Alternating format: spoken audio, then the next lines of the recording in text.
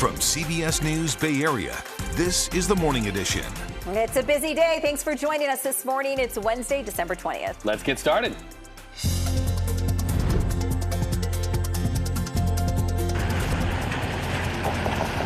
The rain is here to stay. The second storm of the week has arrived in the Bay on this first alert weather day. Our voters got a fair shake in court, just like Donald Trump did. Bumped from the ballot, an unprecedented ruling to keep former President Donald Trump off the ballot in Colorado, and the implications for 2024. Inside, no! Paul gathers it in. Pocket three. Curry, three. Steph says night-night to the Celtics with a dagger from behind the arc.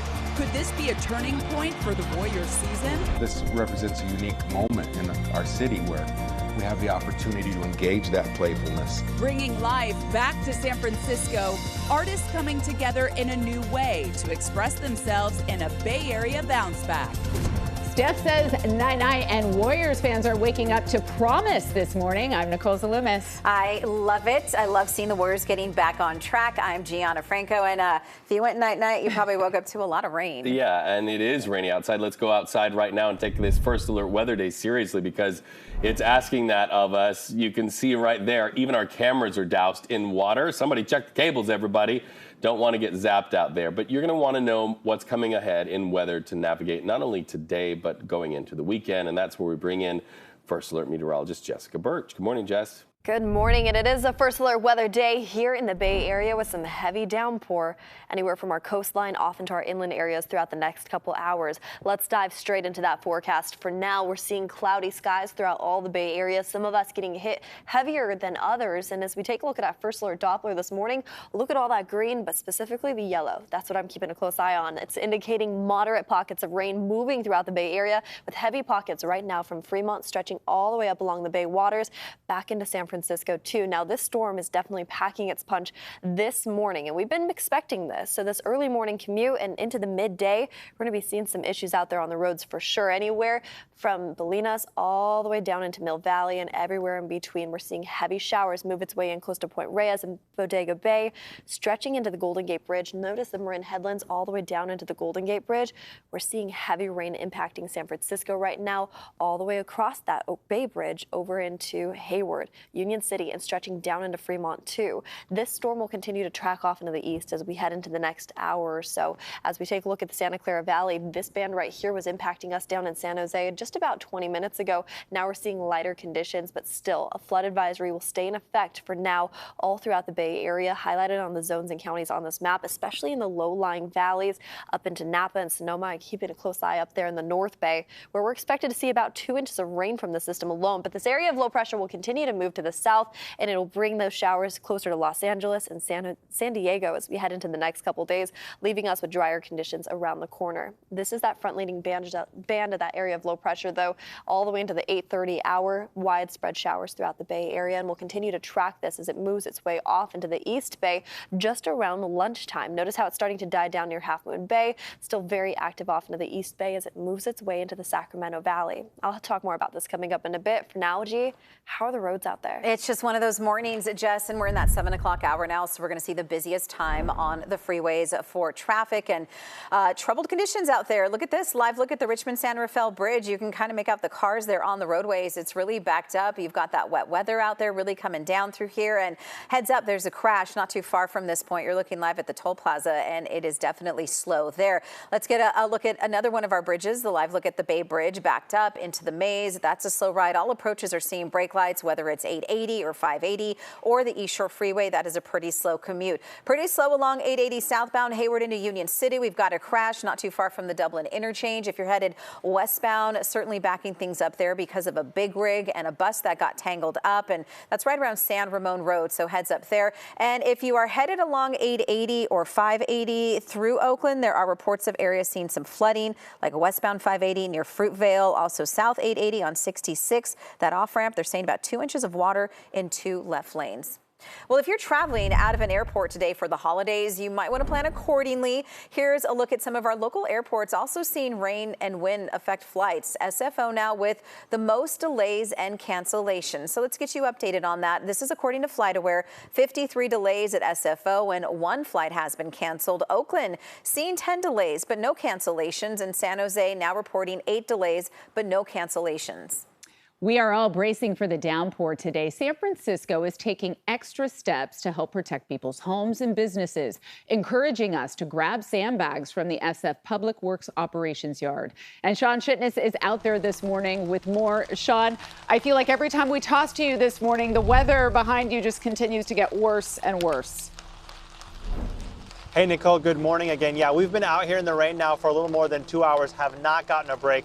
I have an umbrella, the camera has an umbrella, and it is taking its toll on our picture here, so probably not as clear as you have seen earlier in the morning. But we do want to remind folks about this opportunity. If you do want to get some sandbags from the city and county of San Francisco, they're going to be opening up here in a little under an hour. You can get up to 10 sandbags. If you are a resident or business that is in an area prone to flooding, you do want to bring proof of an address to this location. We're here at Marin and Kansas at the operations yard. You will need to bag those sandbags yourself, and they will be here until 2 p.m.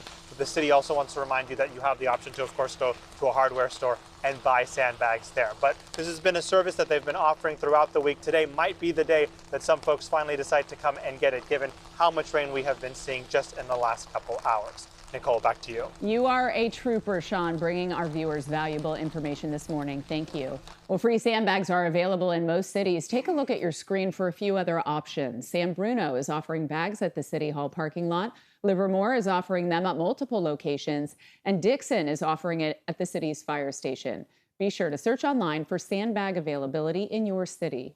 And here's a look at the latest PG&E outage map. Right now, we're seeing over 1,700 customers without power, over 70% of which are in the North Bay.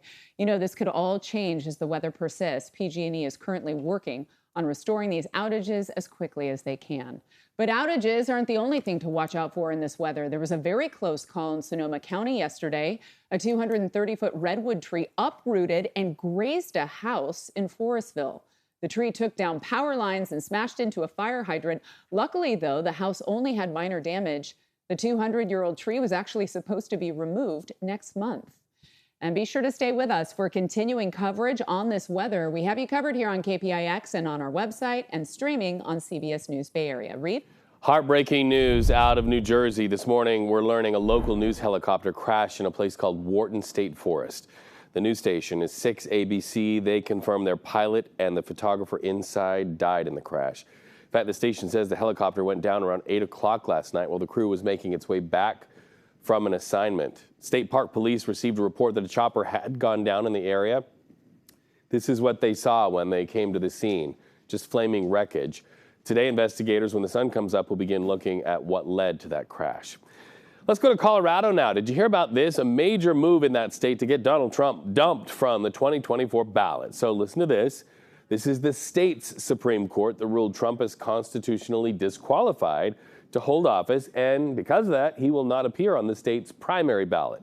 The High Court cites the 14th Amendment to the Constitution. That basically says an individual who engages in an insurrection cannot run for public office. So this all goes back to the evidence of January 6th, the riot and insurrection at the U.S. Capitol. Trump's team says they will appeal. That sends the case up the court ladder, so to speak, to a likely showdown in a U.S. Supreme Court that Trump helped shape during his time in office. What the Colorado Supreme Court has just done is to kind of kickstart the process by which the United States Supreme Court is likely to rule. And their ruling absolutely will have some impact on whether or not Donald Trump, if he gains the Republican nomination, is eligible to appear on the general election ballot. So a lot at stake. Colorado, by the way, is not the only lone wolf in this effort. Similar efforts are pending in dozens of states, so we're watching closely. In the state of Texas, some hot buttons pushed over immigration there. Texas Governor Greg Abbott, he signed a bill that gives police the power to arrest migrants who are suspected of crossing the border illegally. Well, now immigration rights groups are suing. They argue Abbott has used state power for an issue that really belongs to the federal government, and they also say that the Texas bill takes away a person's right to asylum. Look at that fallout this morning for the city of San Francisco and this event. Remember, it's when police arrested a lot of people at Dolores Hill during that so-called bomb scanning event, ended in arrests. Word this morning now of a class action lawsuit. The allegation? Children and young adults were falsely arrested and held for more than 7 hours during the event at Mission Dolores Park. This was a scene. You see police there in riot gear. They had to break up this unsanctioned event in July. More than 100 taken away. It's early in the lawsuit, but the city attorney will review it, they say, and respond not in the press, but inside a courtroom.